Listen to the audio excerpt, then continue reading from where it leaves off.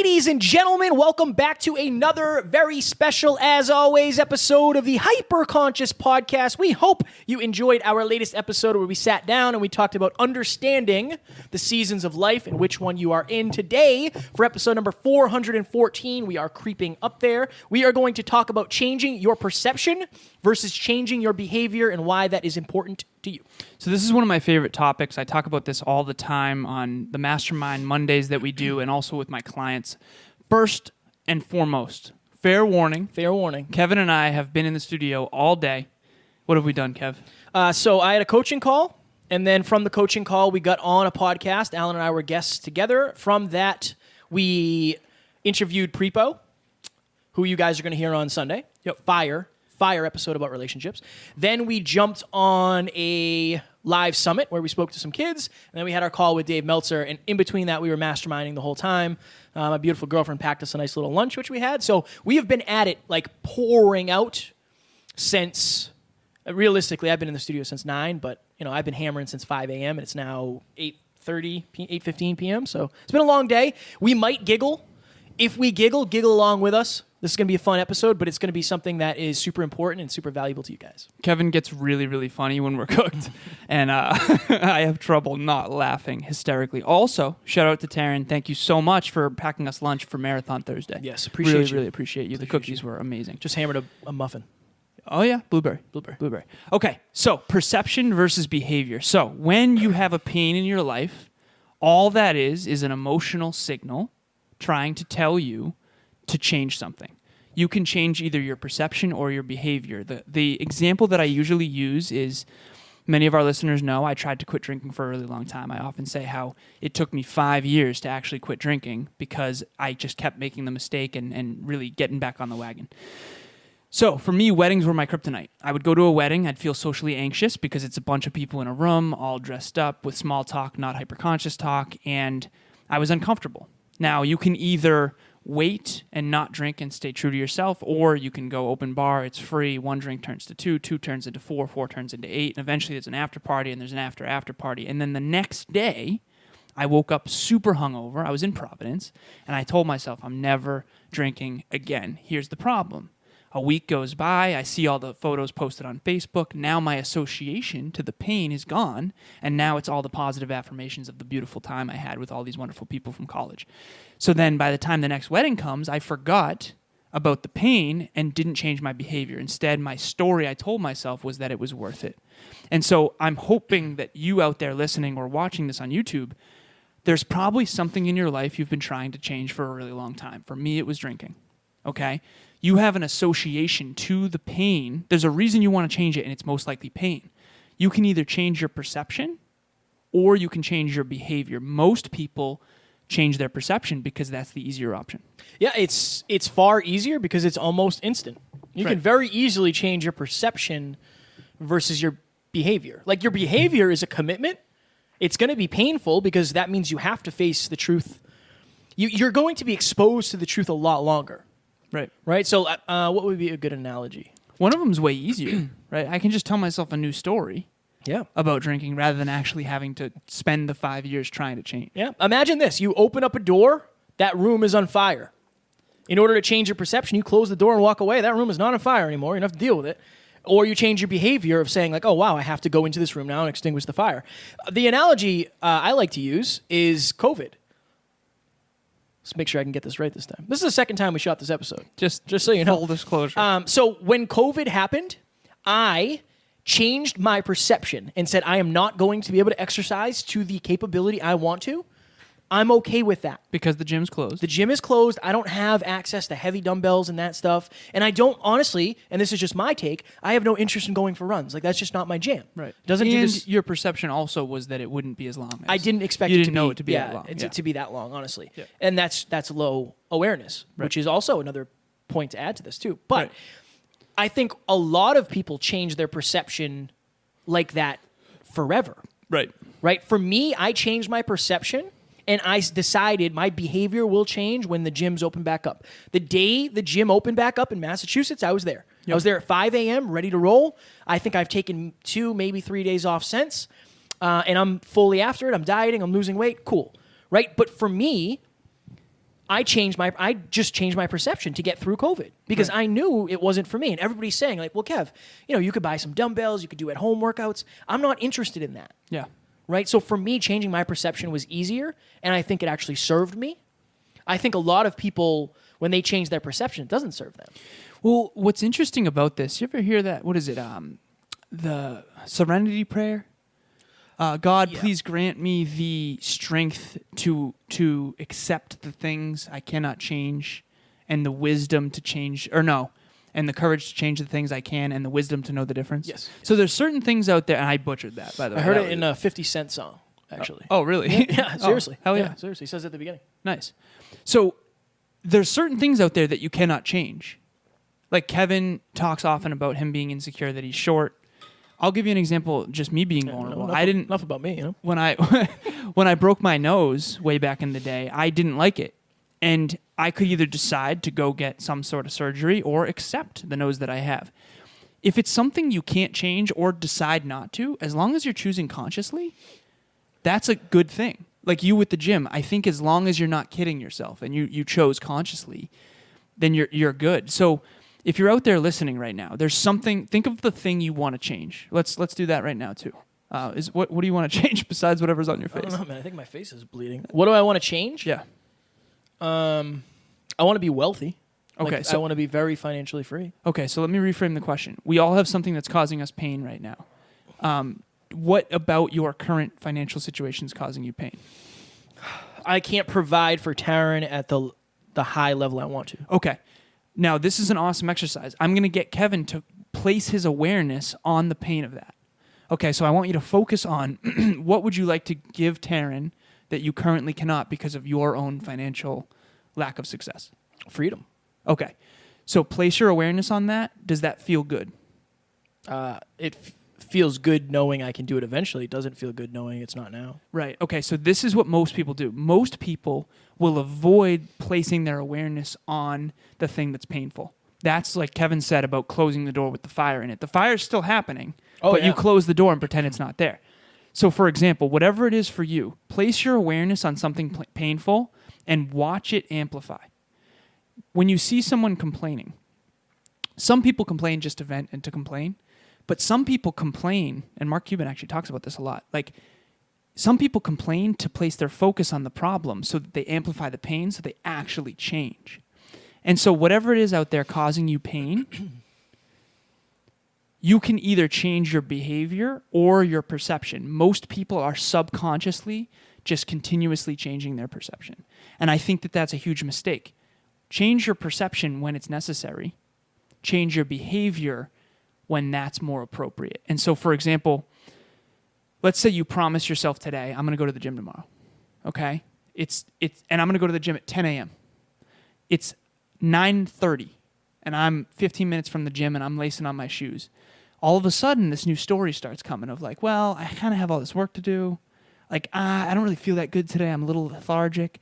Now you're changing the story instead of changing your behavior and following through on the promise you made to yourself.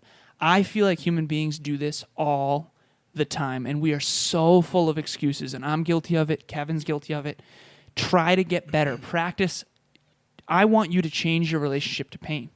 I want you to build a relationship with pain so that it will serve you rather than control you. I think most of the things that people, like, if you're changing your perception and not your behavior, it could be because you're afraid. It could be because you're unaware of how to change the behavior. Right. You don't know that behavior well enough. I see that a lot with clients early in business. Yeah.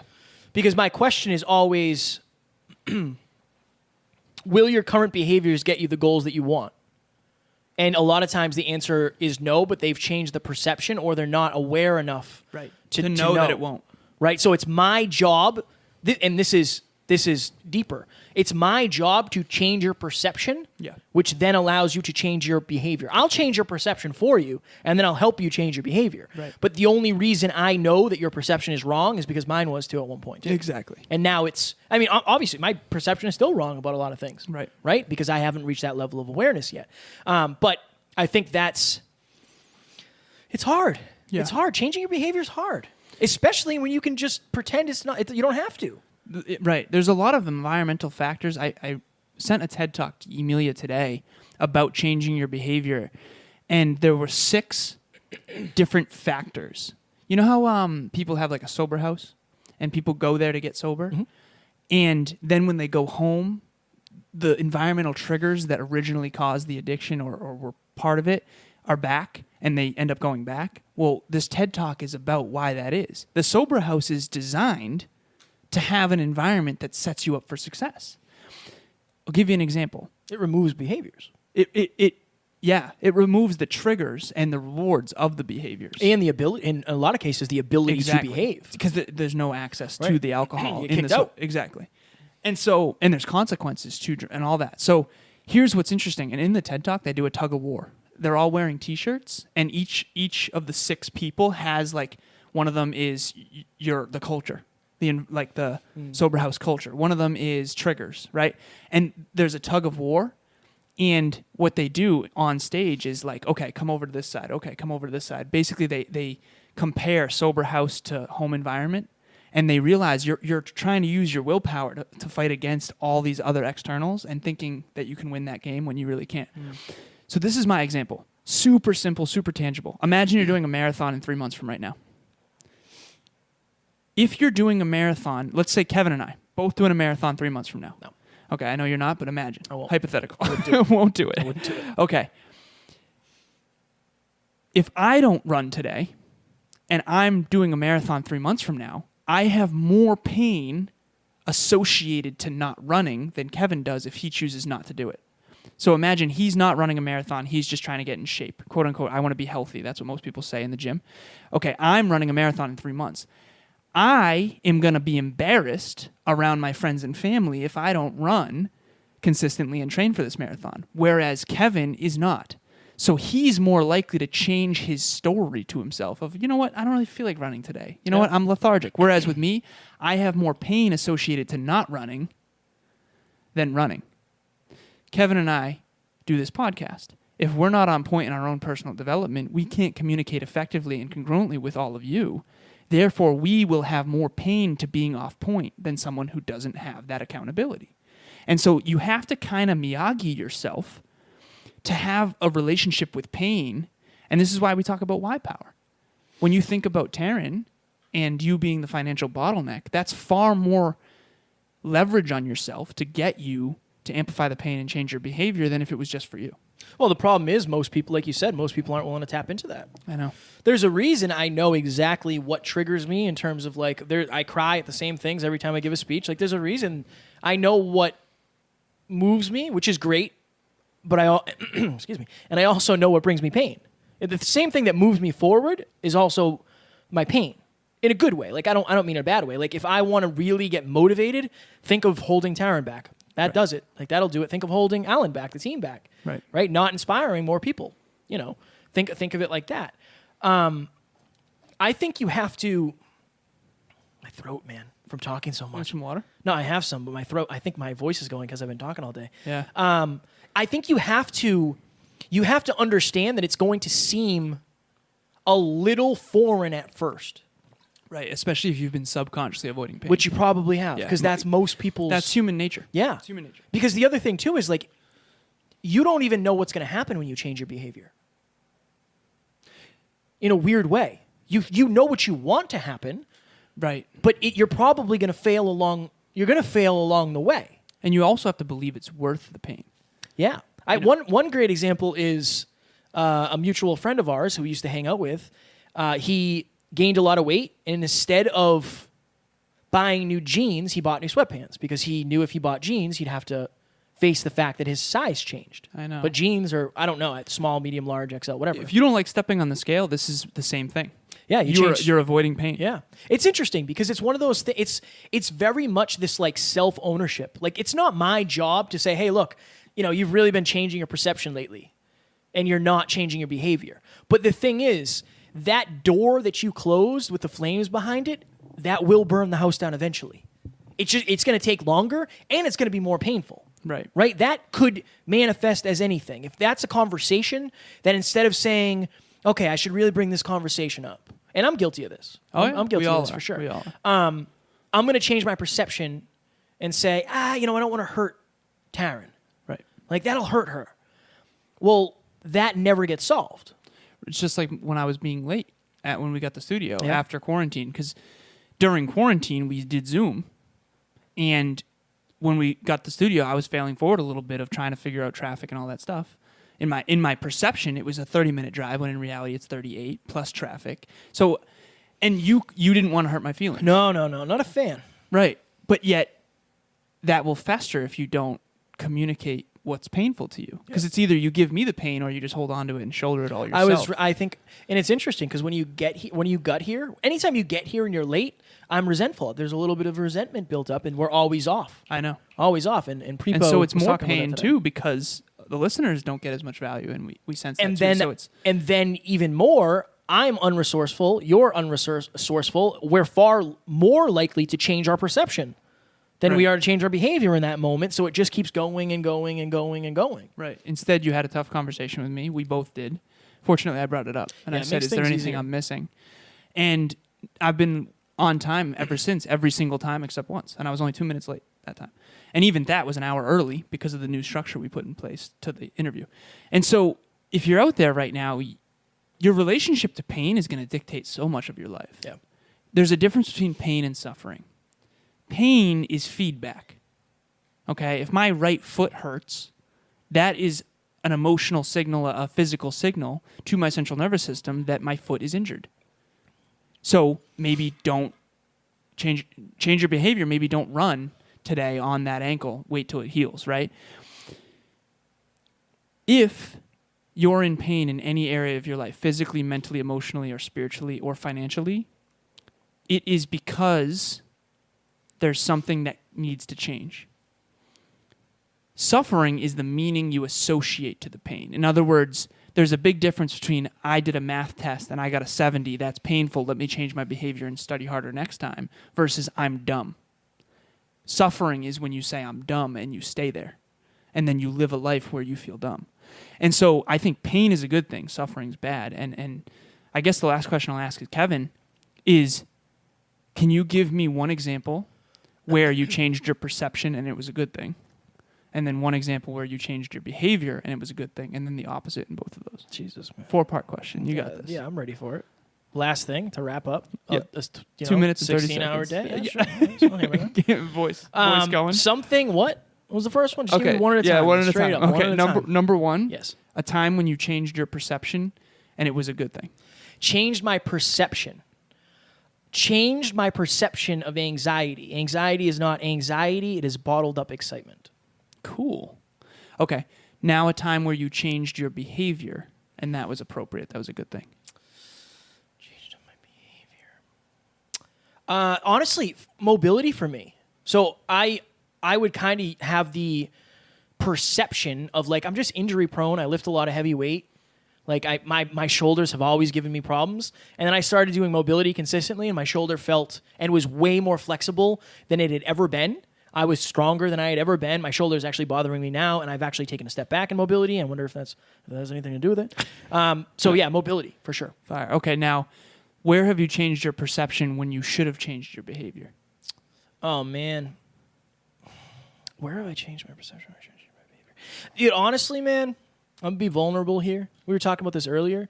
The porn thing for me, like, I want to lean into that more because I don't think I ever gave enough credit to what that actually was, like an addiction to porn. I think my perception was very similar to the alcohol thing. Right. Right. Everybody's you watch doing it. That and it's like, well, it's not. There's nothing wrong with me. It's normal. Right. It's normal. So you watch it, you regret it, and then by the time you're ready to watch it again, you're like, oh, Right. nothing bad happened. Right. Nothing bad happened until you're 24 years old and you have sexual dysfunctions.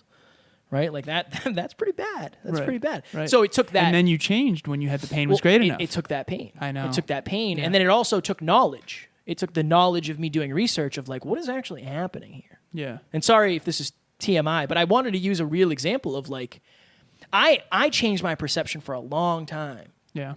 Like we're talking years, like 6-7 years, and then when I changed my behavior, and this is the thing, it took years for the behavior change to actually manifest as something.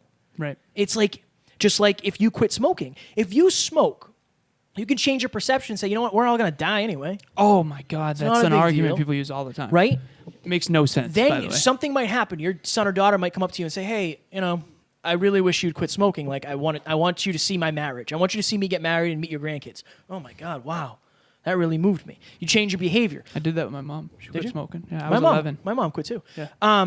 Then you change your behavior. The problem is the damage that you have done it's going to take years to reverse. Right. It's like that with a lot of our, and maybe I won't use the term damage, but impact. We'll say impact that has happened. It's going to take you years to reverse that. If this is like a big, You can't even reverse some of it. some of it you can't. Yeah. Some of it you can't. What but I did to my mind with alcohol is irreversible. Yeah, but it's important to switch from perception to behavior, because what's the other road? You just keep hammering down the track, right? Exactly. And I told myself a story that drinking was normal. But here's the problem. Drinking was normal in my environments. Right. I was attracting what I was, right? If I'm big into drinking alcohol and partying, naturally I'm going to attract other people that have that core value. And so then I'm going to think it's normal. Yeah, but I think everybody thinks what they do is normal. Which is not true. Even if you do it to That's why excess. awareness is so important. That's why hyper-consciousness is so important, and why it's so important to get outside That's why I think travel is so important. You realize that your environment is Jeffin. It's it's different. You know what I mean? So it's not necessarily normal. It's just what you're used to. And you don't admit it either. That's the other thing too. Like, you don't really admit. What do you mean? Like, it takes you admitting. Nobody knows what you actually think about your behaviors other than you. Right. Right? And it comes down to standards as well. No one ever told me I was an alcoholic. No one ever told me I had a Right. drinking problem, because compared to people in my life, I didn't. I was always fun and love, you know what I mean? But I knew I had a higher standard. And when I raised my standard, that's when I had to... when you raise your standards, you'll amplify pain. That's a fascinating thing. Raise your standards. Yes. Yeah. Because, again, you have a higher standard for being on time. Yes. You're always early. So if you were late, you're going to give yourself more pain than I used to. Now I give myself more pain, which is how I changed my behavior. So that's our relationship to pain. Last question for Kevin, and we'll go. Very quickly. Where did you change your behavior when you should have changed your perception? This one's fire. Where did I change my behavior when I should have changed my perception? Jesus. Change my behavior. Where did you need a reframe, a new story? Early in my coaching, I kind of partially fell out of love with mindset coaching, but it's because I had the wrong view of the people that I was working with. So I changed my behavior by stopping it when I should have changed my perception of saying, well, not everybody wants to be the best in the world at the things that they're doing. Some people just want to be happy. It's fire. Folks, if you're out there right now, Kevin and I are doing this all the time. We're trying to figure out all the time, every episode, every mastermind, all the time, how can we change our perception, raise our awareness, or our behavior, and how do we do which when it's which? Aristotle, real quick, do the right thing. That's what people say, do the right thing. Aristotle says, how do you do the right thing in the right way, with the right intention, in the right amount, with the right people, under the right circumstances? That is hyperconsciousness. That's what this episode was about. And also, masterminds every Monday, 6 p.m. Eastern Standard Time. This Monday, we are going to have my client and now friend, and he's been a podcast guest, the one and only John Laredo. John Laredo has been in the financial services industry for 2.5 decades. He has been into leadership his whole life. He is an absolute expert when it comes to leadership and building successful teams and leading yourself. He's got a podcast called Tomorrow's Leader, which I take care of for him. And also, what else was I going to say? Oh, he's spoken in front of thousands of people. John is so next level, but he's also the most down-to-earth guy on the face of the earth. So Monday, 6 p.m. Eastern Standard Time, John will be there live and in person, and he will be talking all about leadership. Do not miss this, guys. He is so wise. We are blessed to know him. And just so you know, the episode that we had him on was one of our highest hitters. So people resonate with him, especially listeners of this show. If you enjoy the show, you will love John. Please join us. Also, free 30-minute calls with myself or Kevin. Go to the website, thehyperconsciouspodcast.com. Click on coaching. Zero to podcast is Kevin. Peak Performance Business is Alan, which is me. That is you. And thank you again for listening. This was a fire episode. Really quickly, our next episode is with the one and only Prepo Toplitsky. Prepo. He is a relationship expert. He is... I don't remember the exact terminology of what he is, but he's like a relationship counselor. Over the last 15 years, he has helped thousands of couples and individuals change their relationships or change their relationships with one another. Very deep episode about relationships, but so many awesome takeaways. Prepo is an amazing guy. You are absolutely going to love him. His energy is fire, and we dove deep into relationships. If you have a relationship, if you failed in a relationship, if you want a relationship, this is the episode for you. It is up next. Do not miss it. Prepo is amazing. Literally, Emilia learns from him and has for the last couple of years, and it's made a world of difference in my relationship, and I'm so, so grateful he came on the show. So that was, honestly, he's going to blow your mind. Nothing short of that. I couldn't oversell it if I tried. Okay, ladies and gentlemen, we hope you enjoyed it, and we hope you enjoyed that. Talk to you soon. Bye.